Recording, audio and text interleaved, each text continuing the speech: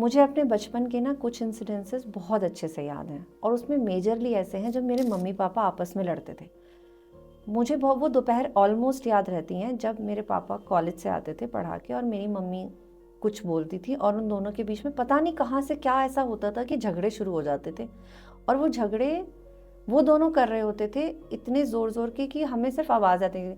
उस टाइम में इतनी छोटी थी कि मुझे समझ में तो आता नहीं था कि उनके मुद्दे क्या हैं, लेकिन मुझे ये पता था कि हाँ, बहुत जल्दी जल्दी हमारे घर में झगड़े होते हैं। लेकिन बिलीव मी, ये झगड़े इतने ज़्यादा धीरे धीरे धीरे धीरे बढ़ने लगे कि कुछ दिनों बाद मेरे रिलेटिव्स इन्वॉल्व होने लगे, और कुछ दिनों बाद उसके लेवल्स अपग्रेड होते रहे होते रहे होते रहे। लेकिन इस सब के दौरान जब उनके झगड़ों के लेवल्स अपग्रेड हो रहे थे कि रिलेटिव्स को बुलाना पड़ता था या लोग आके सुलझाते थे, हम पे बहुत अलग असर पड़ रहा था, और मुझ पे उसमें से सबसे ज़्यादा अलग असर पड़ा। मुझे पता है मेरी दोनों बहनों पे भी बहुत ज़्यादा असर पड़ा होगा, लेकिन हमने कभी बैठ के बात ही नहीं की कि तुझ पे उन झगड़ों का क्या असर पड़ा या उस पे उन झगड़ों का क्या असर पड़ा। लेकिन मुझ पे जो असर पड़ा वो मैं आप लोगों से शेयर करना चाहती हूँ, और ये वीडियो उन सारे पेरेंट्स के लिए है जो अपने बच्चों के सामने झगड़ा करते हैं। देखिए, अगर आप ये बात सुन रहे हैं ना कि मुझे वो दोपहरी आज भी याद है, वो दिन मुझे आज भी याद है। शायद डेट्स याद नहीं होंगी, ईयर्स याद नहीं होंगे, लेकिन उस दोपहरी की जो वो ब्राइटनेस है ना, वो मुझे याद है। क्यों? क्योंकि पापा एंटर करते थे और मम्मी और पापा के बीच में झगड़े शुरू हो जाते थे। ये बात मुझे दोपहर से कई बार डर पैदा होने लगा था। जिस दिन झगड़े नहीं होते थे उस दिन मुझे वो डर पैदा होने लगा कि आज ये झगड़े नहीं। ये सरप्राइजिंग होने लगा था मेरे लिए, क्योंकि मोस्ट ऑफ द टाइम मैं ये झगड़े देखती थी। ये तब की याद है, लेकिन इसने जो मुझ पे असर किया, मुझ पे इस बात ने ये बहुत गहरा असर किया कि शादी करना या पार्टनर के साथ एक अच्छा रिलेशनशिप चलाना बहुत इम्पॉसिबल सी बात है। और ये बात लेके मैं बहुत सालों तक चली। ये बात जो पेरेंट्स को झगड़ते हुए जब मैं देखती थी तो मुझे लगता था शादी करना ही बेकार काम है। इससे तो सिर्फ क्या होता है ना, चीज़ें बिगड़ती हैं, आपका मेंटल पीस जाता है। और ये चीज़ मैं बहुत सालों तक अपने साथ लेती रही। हम जैसे ग्रुप में भी बैठते थे तो जब हम फ्रेंड्स बातें करते तो मैं हमेशा इसके नो में जाती थी कि नहीं, इसका क्या है, ये तो कोई बात ही नहीं है ना, इसमें तो क्या होता है, बच्चों का नुकसान है, पेरेंट्स से लड़ते रहते हैं और क्या। लेकिन मेरे पेरेंट्स जब झगड़ा करते थे तो वो बहुत सारी चीज़ें जो उनको नहीं समझ में आई कि वो हम पे क्या असर डाल रहा है, वो शायद बहुत सारे पेरेंट्स को समझ नहीं आती। सिर्फ शादी के डिसएग्रीमेंट ही मेरा एक फियर नहीं बना, ऐसे बहुत सारे फियर्स बने कि मेल्स फीमेल्स एक दूसरे को समझते नहीं हैं, ये लोग आपस में कभी प्यार से रहना जानते नहीं हैं। मेरा ये भी डर बना कि अगर मेरे पेरेंट्स मेरे सामने लड़ रहे हैं तो मैं उससे सीख क्या रही हूँ। तो अगर मुझे याद है मेरी आवाज़ ऑटोमेटिकली ना, एक पेस बहुत ज़्यादा था पहले, बहुत बहुत ज़्यादा था, अभी भी होगा लेकिन अब काफ़ी कम हुआ, लेकिन एक पेस मेरा बहुत ज़्यादा, क्योंकि मैंने वो आवाज़ें सुनी हैं, मैंने वो चिल्लाहट जब मैं सुनती थी तो मेरी वॉल्यूम ऑटोमेटिकली तेज़ हो गई।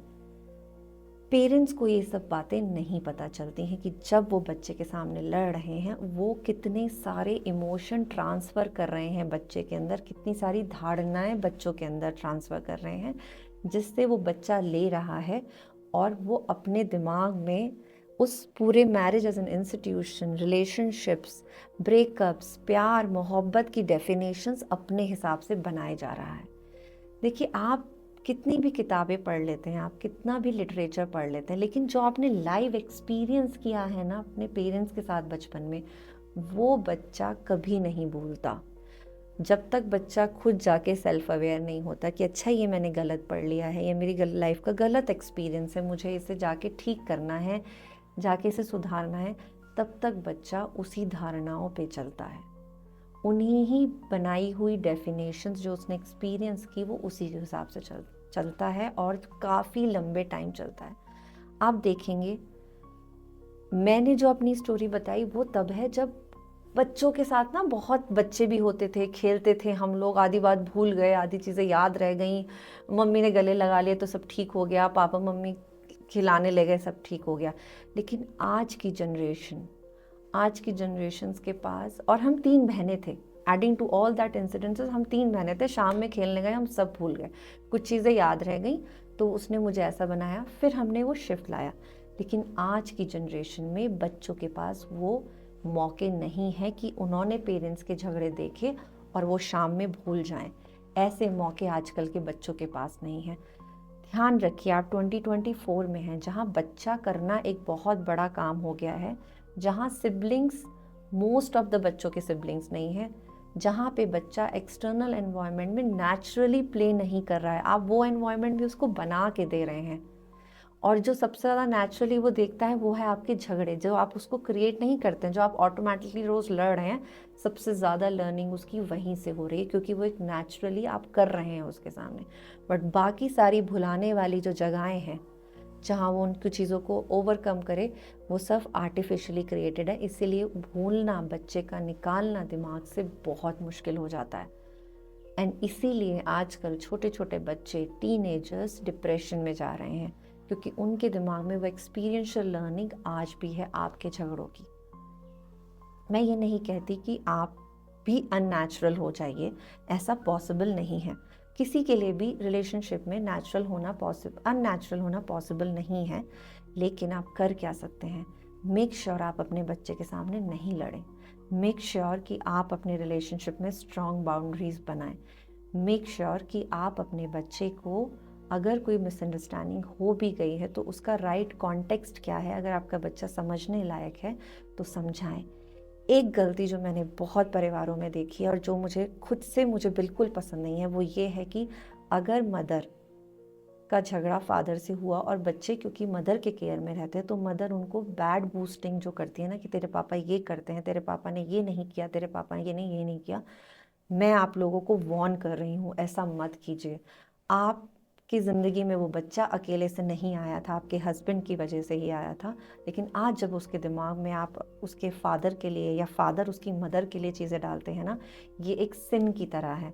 ये एक इतना स्पिरिचुअल सिन है ना, कि आप स्पिरिचुअली रॉन्ग सिन है, कि आप अपने बच्चे को गलत शिक्षा दे रहे हैं। क्योंकि अगर आप दोनों की वजह से वो बच्चा यहाँ आया है, आपका कोई हक नहीं है कि आप एक बच्चे को वो ओरिएंटेशन दें कि तेरा फादर गलत है या तेरी मदर गलत है। अपने बच्चे को इन सब बातों से सेव करने की रिस्पॉन्सिबिलिटी आपकी है, फिर बाद में किसी और की है। तो आप दोनों मिल के अपने बच्चे को अच्छी नर्चरिंग दे सकते हैं, और वो सबसे ज़्यादा ज़रूरी है। आने वाले बच्चों की जो जनरेशन है और जो बच्चे आज हैं जो इतना डिप्रेस्ड हैं, उनका मेजर कारण है वो अपने पेरेंट्स के साथ बचपन से ही चीज़ ऐसी देख रहे हैं। तो please save them, please save their mental peace, please save their spiritual health, and please save their emotional health.